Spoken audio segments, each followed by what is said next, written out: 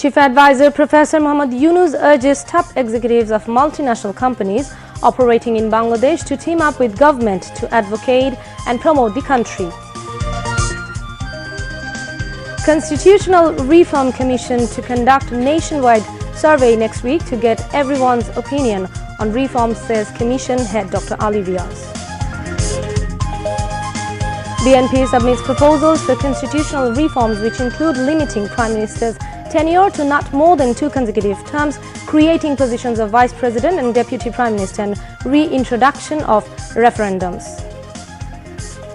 Hifazat-e-Islam files a complaint at International Crimes Tribunal against over 50 people, including fascist Sheikh Hasina, for their involvement in genocide at Shapla Chattor in 2013. Law enforcers to take required steps to ensure public safety if anyone tries to create chaos on streets in the name of movement, says Information and Broadcasting Advisor.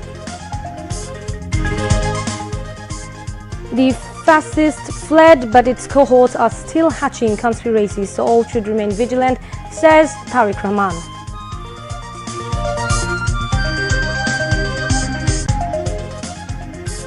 Six people killed during clashes in Pakistan between security forces and protesters who demand release of Imran Khan and resignation of government. And West Indies beat Bangladesh by a big margin of 201 runs at Antigua Test.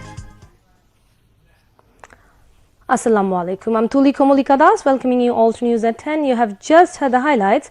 Let's move on to the details. Chief Advisor Professor Muhammad Yunus urged top executives of multinational companies operating in Bangladesh to team up with the government to advocate and promote Bangladesh to potential investors and ensure business opportunities expanded in the country. The Chief Advisor made the call when over a dozen chief executive officers, managing directors and country heads called on him at the State Guest House Jamuna to discuss business and investment opportunities in Bangladesh.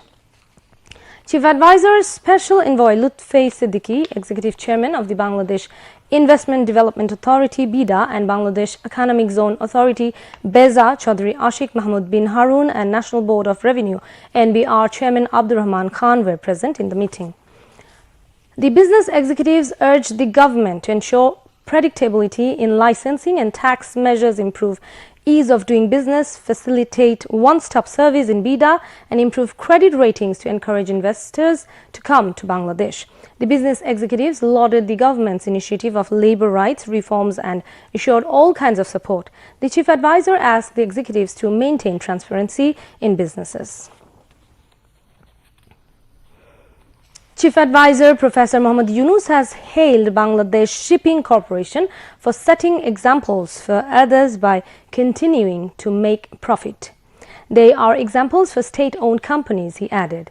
The Chief Advisor made the comment when BSC handed him over a cheque of 475 crore and 25 lakh taka as installment of a loan the organization obtained from the government and China Exim Bank in 2016 at the State Guest House Jamuna in Dhaka today.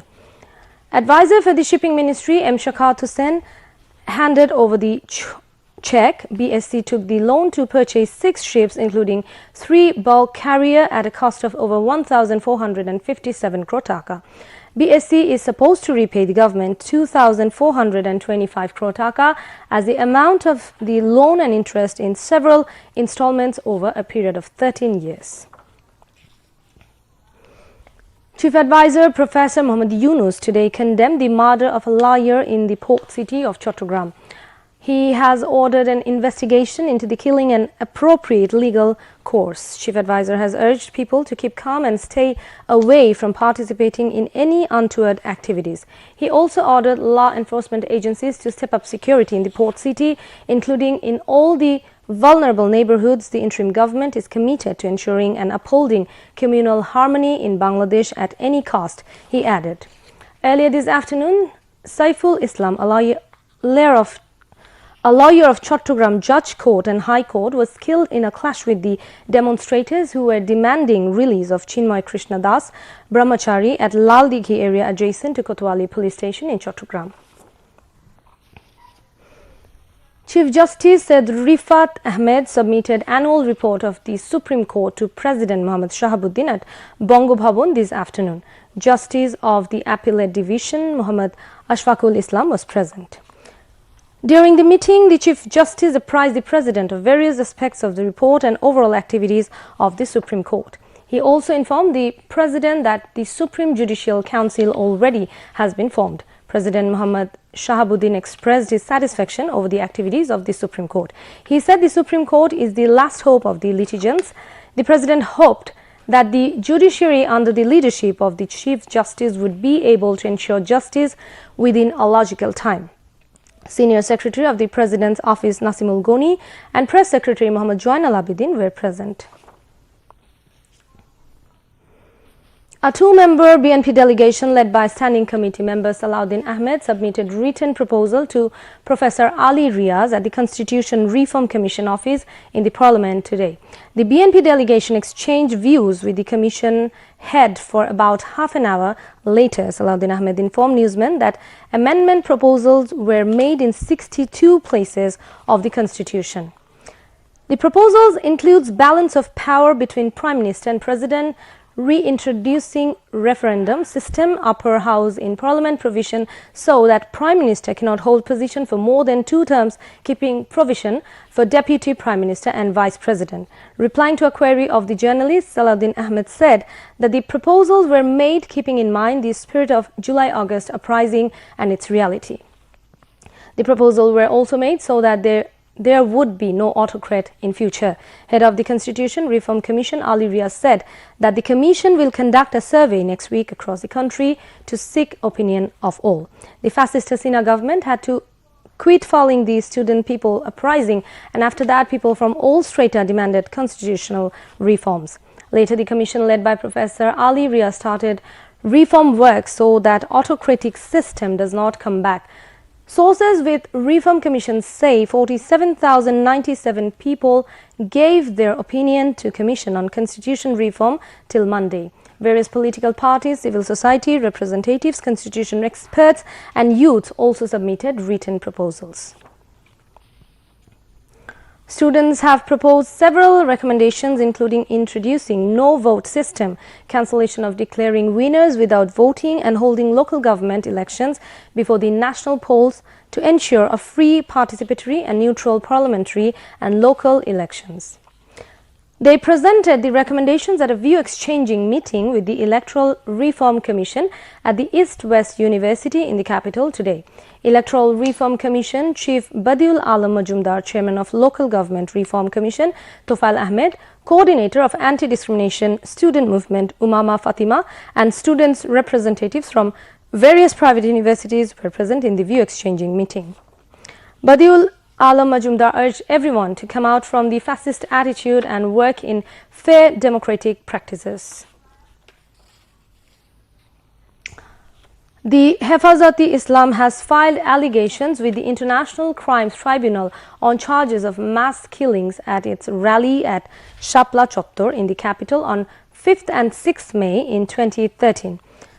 More than 50 people, including fascist Sheikh Hasina, have been accused in the case. Hifazat-e-Islam Joint Secretary General Ajizul Haq Islamabadi filed the allegation today on behalf of the organization. Later, International Crimes Tribunal's prosecutor Ghazi Monwar Hussain Tamim and SM Tasmirul Islam briefed the journalists. Hifazat-e-Islam Senior Joint Secretary General Junaid Al-Habibi and Joint Secretary General Maulana Mamunul Haq were present on the occasion.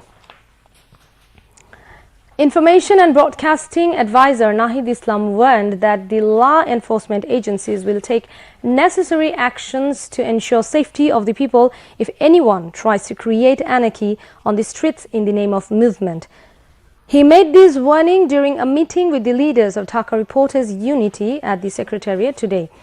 Mentioning that media faced various obstacles during the previous fascist government, the information advisor said there are no restrictions on publishing objective news at present.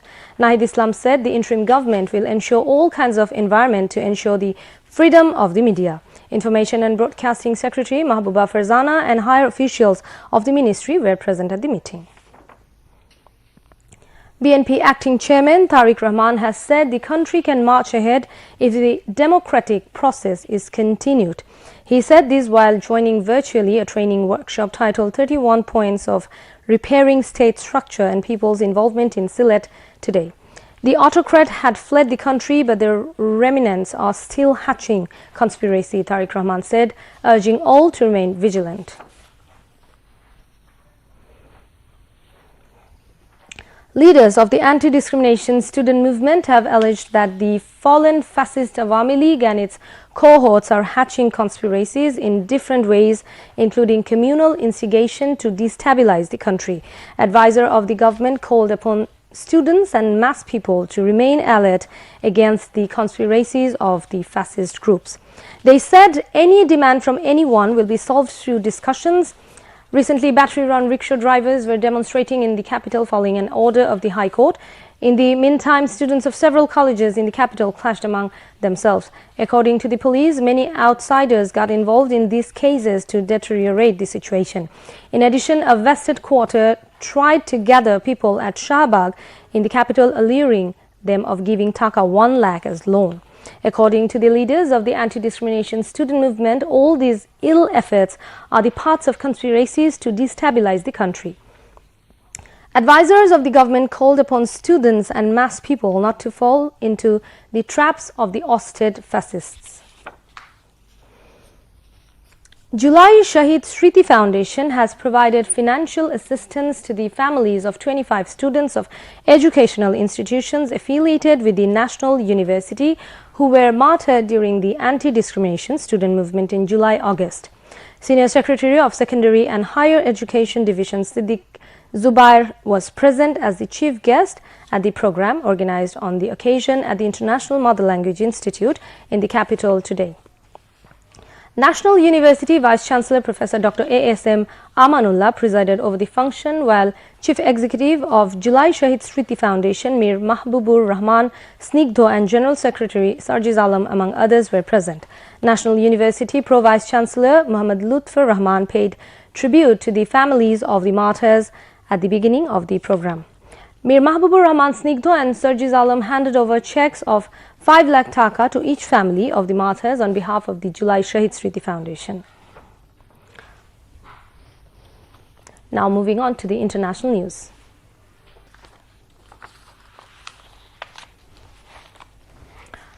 At least 6 people, including members of Pakistan's security forces, were killed in clashes between police and protesters who are demanding the release of ex-Prime Minister Imran Khan and the ouster of the government. The government already imposed curfew in the capital.